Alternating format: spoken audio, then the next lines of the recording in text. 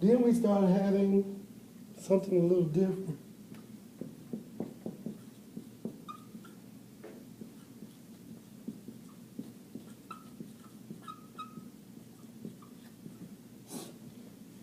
Start having interracial marriage. Judges 14.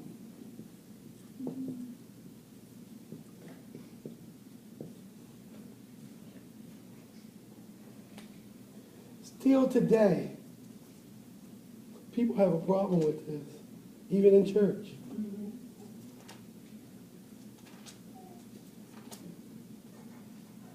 People have a problem with this in church. That if a black man married to a Caucasian woman, he's looked at differently. If a black lady is married to a Caucasian man, she's looked at differently. Why is that so? Why can't that be God made?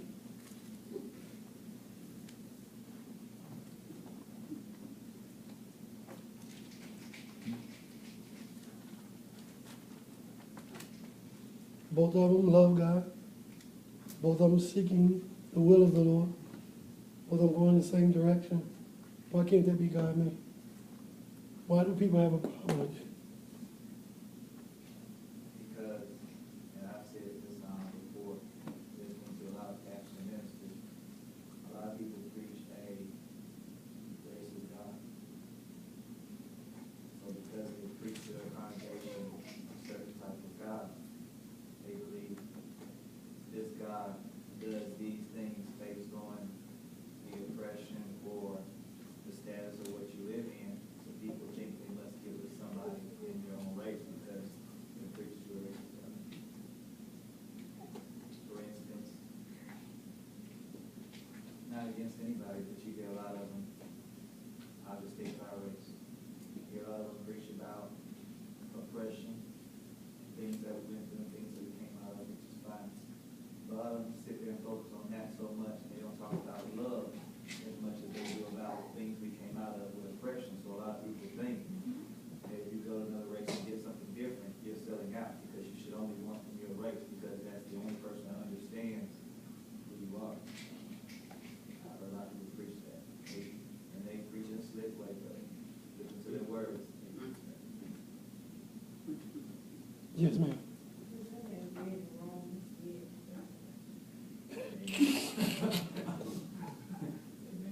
Amen. I hear you. Amen. That's right. It's neither male nor female, bond nor free. All are one in Christ. Doesn't matter. It can be God made. Also, you know, I have heard, I don't remember who it was a long time ago, but they were using this scripture about marrying your own kind. Mm-hmm. And they was taking it because even then, I was younger, but even then, I remember, that ain't what he was saying. Mm-hmm. But they used that scripture to say Out of the that, Old Testament. that you shouldn't marry, a black shouldn't marry a white, and, you know, Mhm. everybody should marry their own race Mhm. or whatever, you know, but then they're not looking at, we are the same race, we're the human race. They don't look at that. Amen.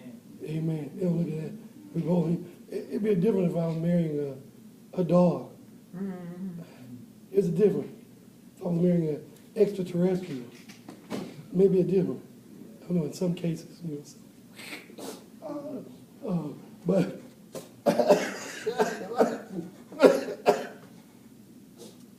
we won't go there. Look at Judges 14. Here's where they get it from. And Samson went down to Timnath and saw a woman in Timnath of the daughters of the Philistines. And he came up and told his father and his mother and said, I have seen a woman in Timnath of the daughters of the Philistines. Now therefore, get her for me to wife.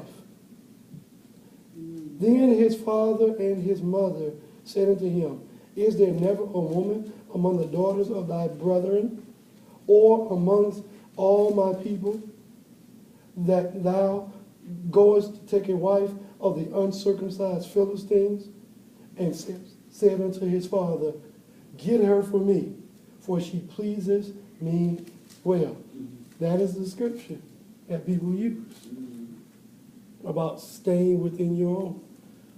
They were not concerned about the interracial side of the fact that they were Hebrew and she was Philistine. They were concerned about this.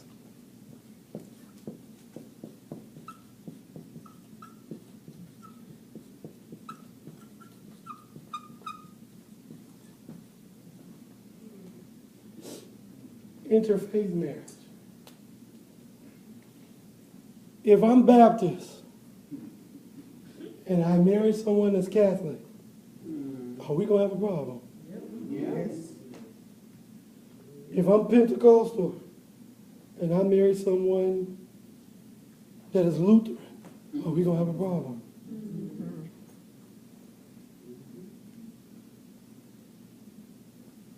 They were concerned about interfaith.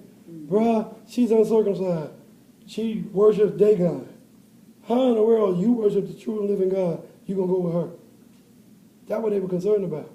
Not so much the interracial part, they were concerned about the interfaith part. You are marrying someone that's of a totally different faith than you are, that does not even believe the same way that you do. How in the world are you going to do that? And there not be problems? They want to go to Mass 3 times a day. How you going to go? Oh, I never understood my mom and my dad. My dad was Catholic. My mom was Baptist. I was like, okay, how did you do that? We would have fish every Friday.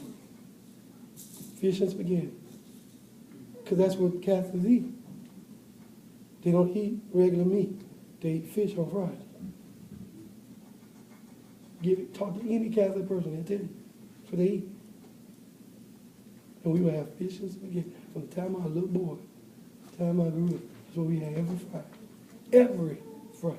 Right, still like spaghetti. Fish and spaghetti. I still like fish today. I didn't give it to them. I didn't do that to them. Don't even try. She's not gonna say that. Oh, okay. She got you, man. Okay. Yeah. Yeah. So that's what fish fry come in on Friday.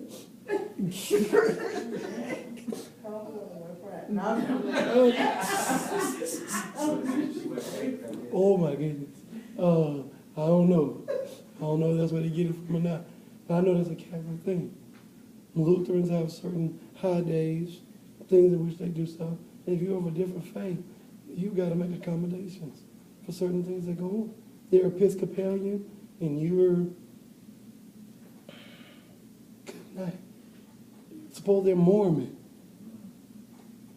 and you're Church of Christ. Oh, wow. I'd like to see that one. That one I'd like to see.